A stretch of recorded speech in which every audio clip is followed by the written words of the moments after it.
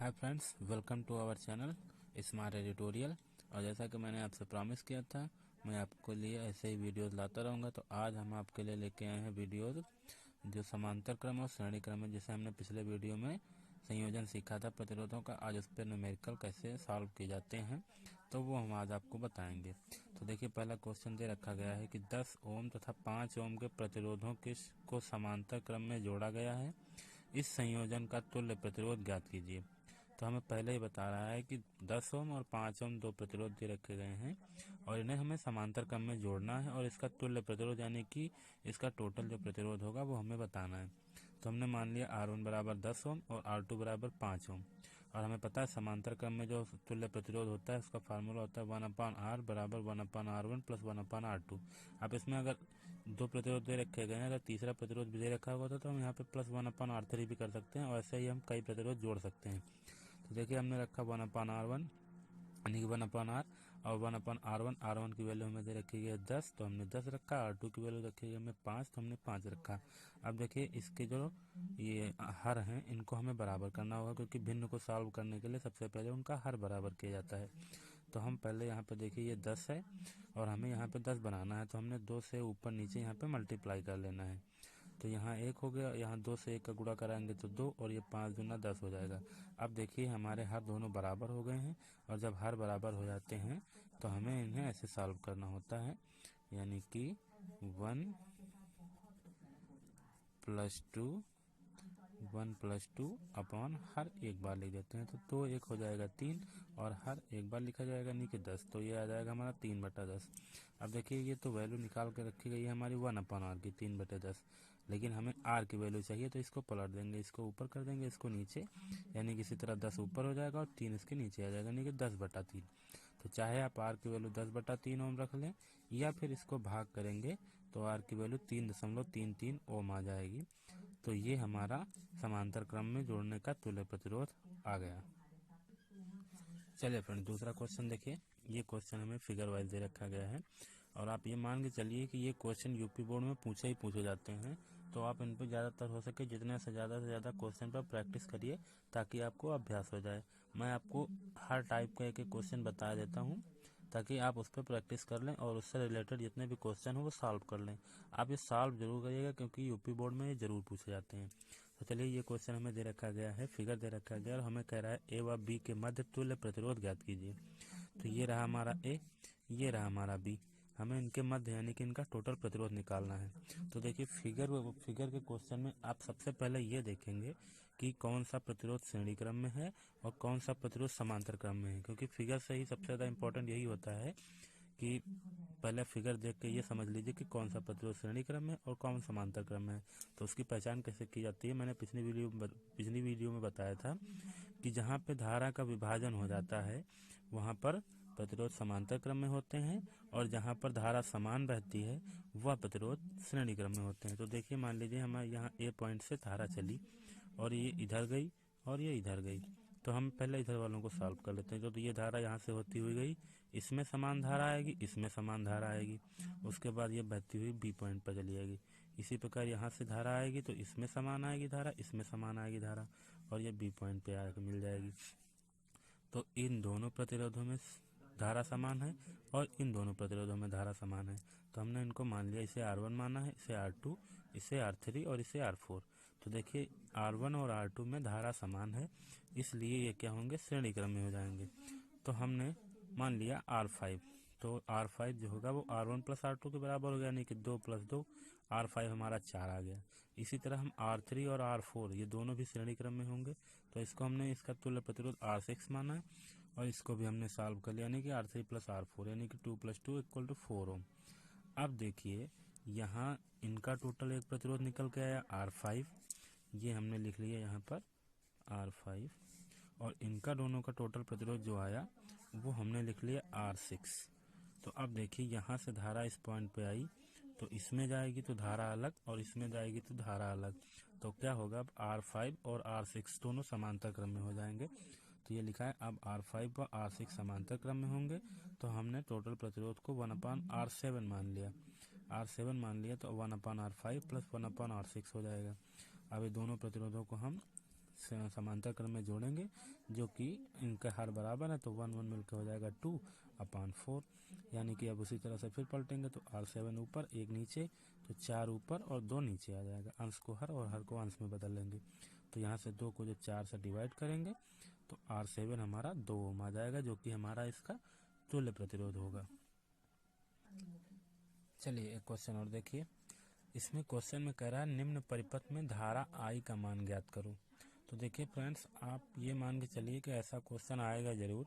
इसमें चाहे आपको तुल्य प्रतिरोध ज्ञात करने को आए, या फिर धारा का मान निकालने को आए, या फिर वोल्ट मीटर की वैल्यू निकालने को आए, लेकिन एक क्वेश्चन आएगा ज़रूर आपका एग्जाम में इस चैप्टर से।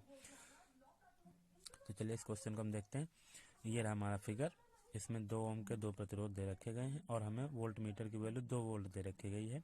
हमसे धारा I का मान पूछ रहा। तो देखिए ऐसे क्वेश्चन लगाने से पहले सबसे पहले आपको टोटल प्रतिरोध निकालना होगा, यानी कि इक्वल जो तुल्य प्रतिरोध है, रेजिस्टेंस, टोटल रेजिस्टेंस, उसको सबसे पहले आप निकालेंगे। उसके बाद हम उसकी सहायता से धारा I का मान निकालेंगे।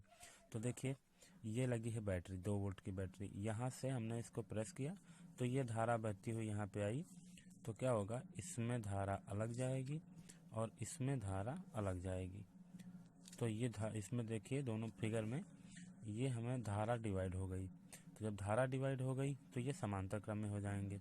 धारा विभाजित हो जाती है या फिर धारा अलग अलग हो जाती है तो प्रतिरोध समांतर क्रम में हो जाते हैं। तो हमने इसको R1 मान लिया है, इसको R2 मान लिया है। तो हमने लिखा चूंकि R1 व R2 समांतर क्रम में होंगे, और समांतर क्रम का फार्मूला आपको पता ही है, 1/R बराबर 1/R1 प्लस 1/R2। और इसको हम करेंगे ऐसे सॉल्व करेंगे तो हर बराबर है, तो 1 1 मिलके हो जाएगा 2, और ये हर हो जाएगा 2। 2 से 2 को कैंसिल करेंगे तो आ जाएगा 1 ओम। अब हमारा टोटल प्रतिरोध निकल के आ गया। अब हम निकालेंगे इसमें धारा। तो हम लगाएंगे इसमें ओम का नियम। ओम का नियम होता है V बराबर IR।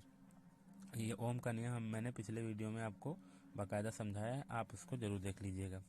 तो V बराबर IR हो जाएगा। यहाँ से हम I की वैल्यू निकालेंगे तो ये R आपका गुणे में है तो ये आ जाएगा बटे में, यानी कि I बराबर V/R हो जाएगा।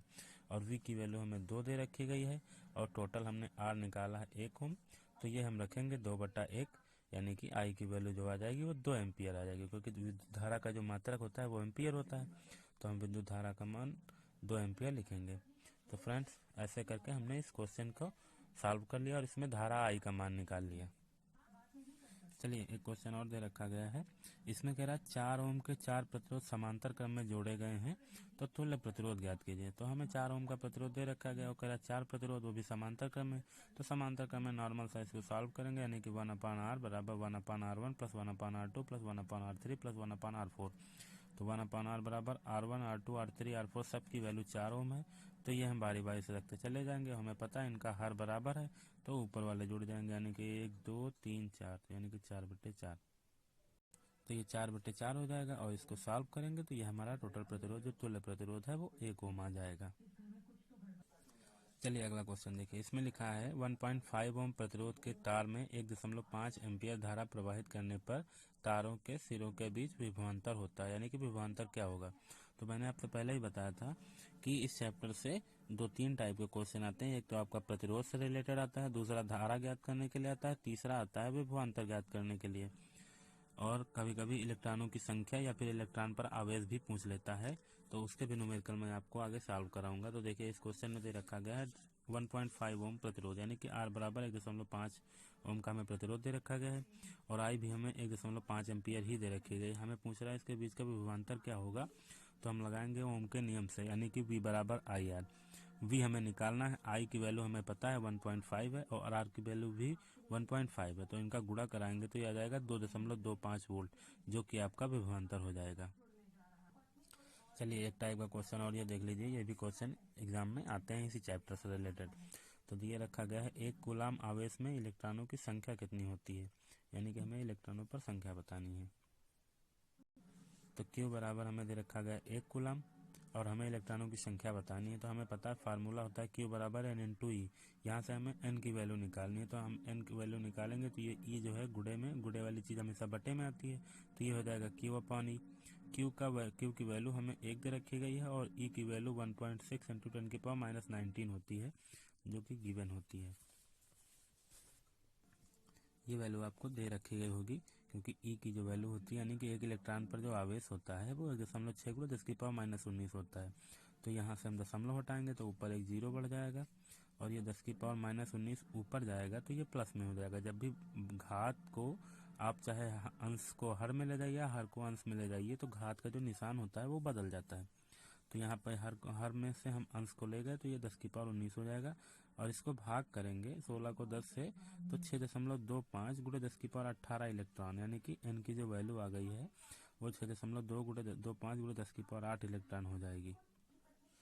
अगला क्वेश्चन देखिए, दे रखा गया है किसी चालक का कुल आवेश 8 × 10⁻−19 कूलाम है जो कि ऋणात्मक है। यहाँ पर ऋणात्मक का मतलब है कि इलेक्ट्रॉनों की अधिकता है, क्योंकि आपको पता है जब कोई तत्व इलेक्ट्रॉन त्यागता है तो उस पर धनात्मक का निशान आता है, और जब वो कोई इलेक्ट्रॉन किसी अन्य तत्व से लेता है तो उस पर ऋणात्मक का निशान आता है। तो उसने किसी न किसी तत्व से इलेक्ट्रॉन लिया है, इसलिए उसके ऊपर ऋणात्मक का चिन्ह है, और क्योंकि उसमें इलेक्ट्रॉनों की कमी थी और उसने एक इलेक्ट्रॉन लिया तो उस पर इलेक्ट्रॉनों की अधिकता हो जाएगी। तो इसमें पूछ रहा है कि इस पर कितने इलेक्ट्रॉनों की अधिकता है। तो Q बराबर हमें दे रखा गया है, E की वैल्यू हमें पता ही होती है 1.6 × 10⁻−19 कूलम होती है। N की वैल्यू हमें निकालनी है, तो हम फार्मूला लगाएंगे Q बराबर N×E। यहाँ से N की वैल्यू निकालेंगे तो N बराबर हो जाएगा Q/E। Q की वैल्यू रखेंगे और E की वैल्यू रखेंगे, तो यहाँ से दशमलव हटाएंगे तो ऊपर एक जीरो बढ़ जाएगा और ये 10⁻−19 10⁻−19 कैंसिल हो जाएगा। तो 16 से जब हम 80 का भाग करेंगे तो आ जाएगा 5 इलेक्ट्रॉन, यानी कि जो इलेक्ट्रॉनों की अधिकता है वो 5 इलेक्ट्रॉनों की अधिकता है। तो फ्रेंड्स, आई होप आपको ये वीडियो पसंद आई होगी, और अगर आप हमारे चैनल पर नए हैं तो हमारे चैनल को सब्सक्राइब जरूर कर लें, क्योंकि मैं ऐसे ही टॉपिक वाइज आपकी अभी साइंस क्लियर कराऊंगा और उसके बाद मैं हाई स्कूल और इंटर की मैथ्स भी क्लियर कराऊंगा। तो फ्रेंड्स, वीडियो को लाइक करें, शेयर करें और हमारे चैनल को सब्सक्राइब जरूर कर लें। धन्यवाद।